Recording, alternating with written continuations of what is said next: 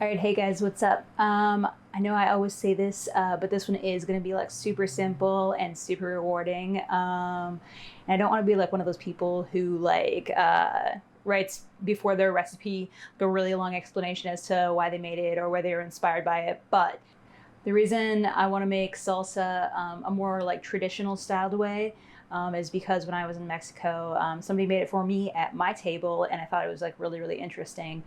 You are gonna need one of these if you want to make it fully traditional. If not, it's okay. Also, you do need to season this before you start using it. So if you buy one brand new, there's a way to do that. I will post a link to where I learned how to do it in the description. All right, so first things first, you are going to need tomatoes, peppers of your choice. I have a serrano pepper and jalapeno pepper here. Lots of garlic, onion, optional. If you don't like it, just omit it. Still tastes great. A lime and cilantro. Once again, if you don't like cilantro, then don't use it. It's okay. Still gonna taste really awesome.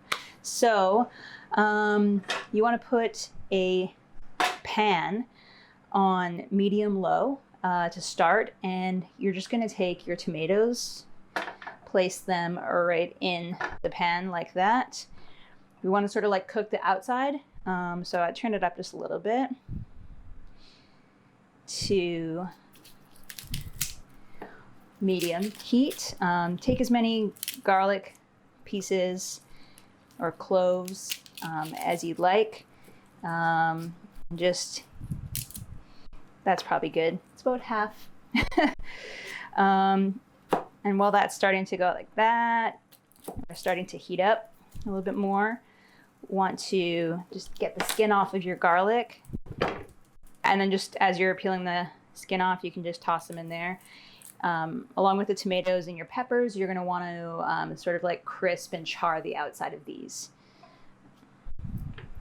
So for this recipe, it is very simple, but you do need a little bit of patience, which you'll be fine with when you get the product because it's awesome. All right, so now that all my garlic's in the pan, I can start just rotating my tomatoes and peppers. This time I'm gonna be a little bit safe, more safe than normal. I'm gonna rotate that. So like essentially you want them to be charred here. I'll show you. So you wanna get like as many sides all charred like that. So as far as like other tips go, if you don't have cool like grinder thing like this to mix it up in, you can totally still make this recipe. I would just suggest just loosely chopping it, because I think the main thing for like a more traditional styled recipe is that there's like lots of big chunks in it. So you don't have to be too picky. So this is perfect for anybody who's not great at chopping. And whilst we're waiting for those to be ready, we can start chopping our cilantro. So I'm just going to chop all the ends off like that. Personally, I don't mind leaving some stems in there, so I'm just going to take them like that and scrunch them up. And again, just loosely chop them. Does not need to be perfect. Just kind of turn them on there to get them chopped the other way. But you don't want to like chop them up so they're completely battered. You just want to chop it up so it looks like this.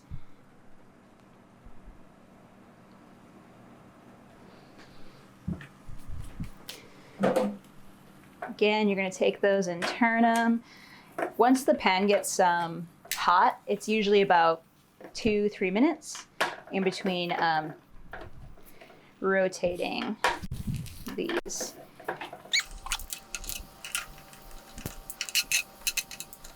The heat down. And then my grinder here is a bit small, so I will grab another bowl to put the mashed up and mixed ingredients in off to the side. So just put that there. Now I would say my garlic is ready. It's quite charred. You want to put that right into your grinder there, and take the big end of that and just mash it down. And again, like the amount of garlic I'm using is a personal preference. But yeah, just gotta mix it up so it basically becomes a paste. Then I'm just gonna take my cilantro, because I'm not gonna smash my cilantro up. I'm gonna put it right in that bowl. We're still gonna wait a little bit longer for our tomatoes. Just keep an eye on them and keep turning them.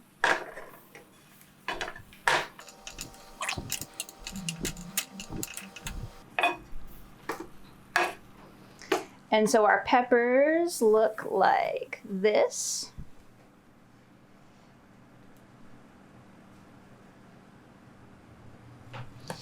And this. Oh, here we go.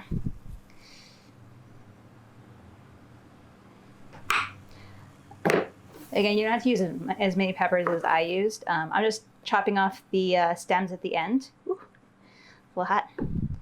And I'm just gonna chop up, like, loosely, some big-ish pieces.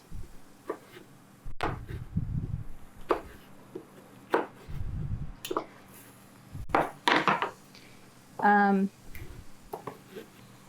then just put them right in there. And by in there, I mean inside our pestle and mortar. Mix them up nice and good.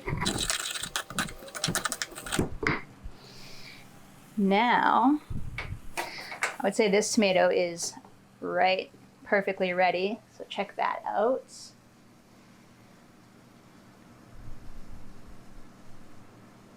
Yeah.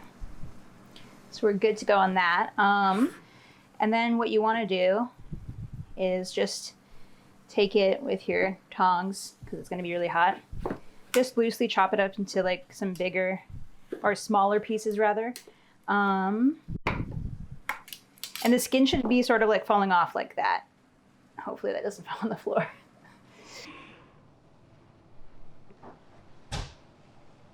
Great. So I've just lost one of my pieces, as if. All right, it's fine. We still have 2 other tomatoes left. We still want this to be like pretty big and chunky, so just mix that up a little bit. We can just get that in there. All right. That's probably fine too. Yeah. Make sure to turn off your burner.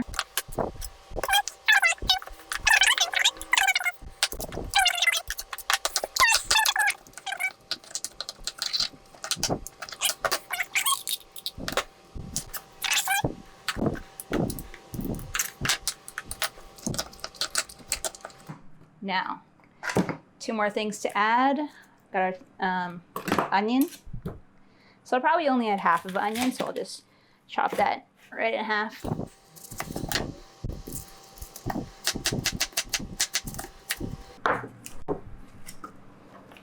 I find that the fresh onion makes it just taste like lighter and fresher. I don't know. I just like the taste of it. You don't have to add it again, like I said.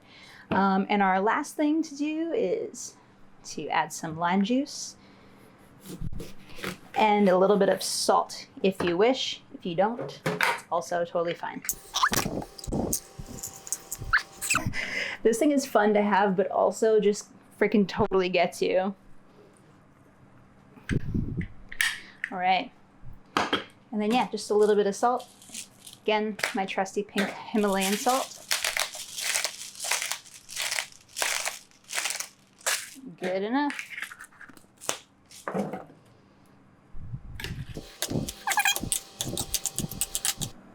right, there you have it, semi-authentic Mexican salsa recipe. Leave me a comment and let me know if you've tried it before or if you're trying it now for the first time. And don't forget to like, subscribe, and hit that bell notification if you want to be notified for the next time my videos come out. Peace.